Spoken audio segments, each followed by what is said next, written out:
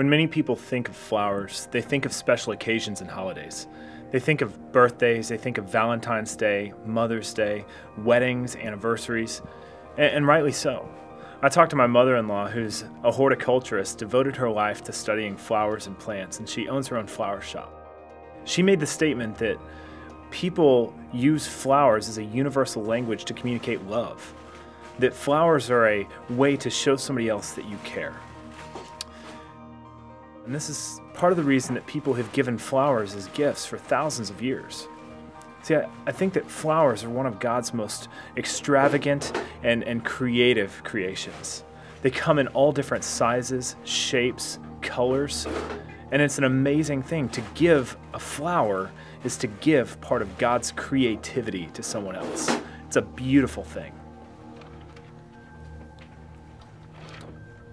When I met Cami, she told me that her name was short for camellia, which is a type of flower. Now, I didn't know it at the time, but God was going to give me the most precious gift in my life. He was going to give me a flower, and her name was Camellia, which is kind of funny and ironic, but at the same time, it's completely and totally appropriate.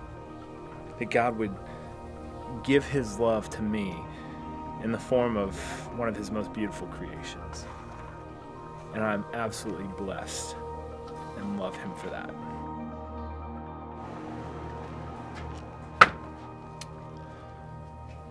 Being married to the daughter of a woman who devoted her entire life to flowers, it's kind of expected that Cami's going to desire them.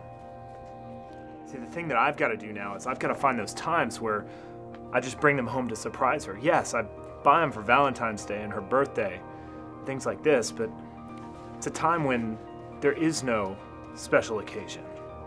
Time that I can just bring these home and I can set them on the table, and when Cami finds them, she just melts, and it warms my heart because she sees that my love has been expressed through flowers, and she receives that.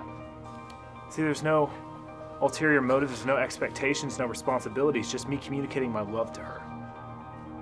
And that's one of the most beautiful things, that I can use something like a flower, one of God's creations, to say to her, I love you.